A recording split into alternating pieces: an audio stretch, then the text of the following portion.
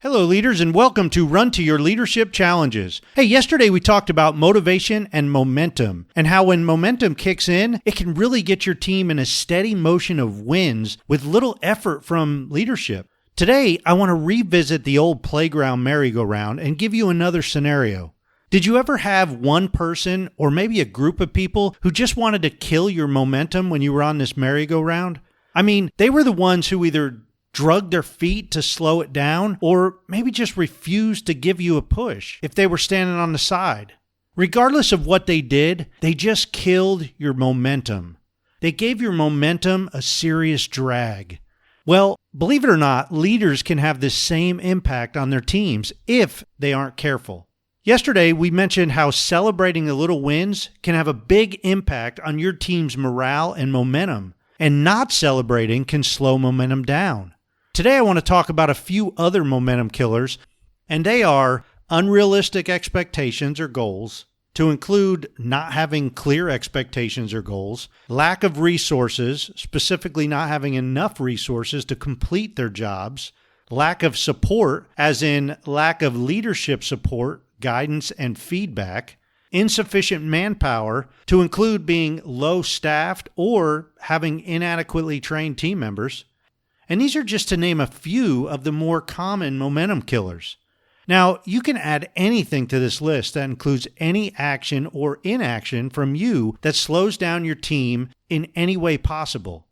It could include useless meetings that you may have, micromanaging, poor management in general, lack of delegating tasks and responsibilities when you should be, maybe conflict, poor communication within your team, personality clashes. And man, I can go on and on for a long time, but I think you get the point. The bottom line is many times we, the leaders in our organization, are the biggest culprits of slowing down or putting a serious drag on the momentum in our companies. In lieu of all this, today's challenge is to observe your actions throughout the day and keep track of all the things that you believe are slowing down any kind of momentum within your team. Then at the end of the day, I want you to type all these things up and come up with a game plan for each one on how you can change these from momentum busters to momentum starters or momentum builders.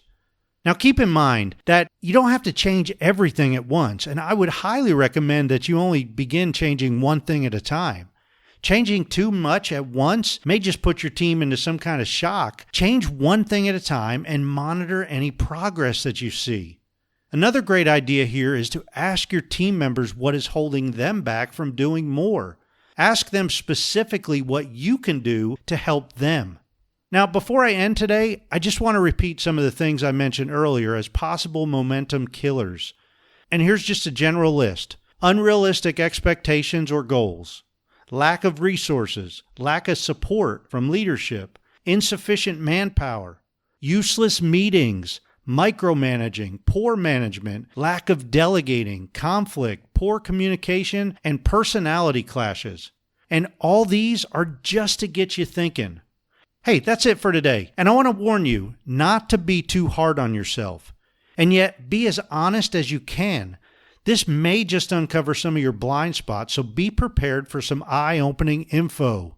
I hope you have a great rest of your day. And until tomorrow, run to your challenges.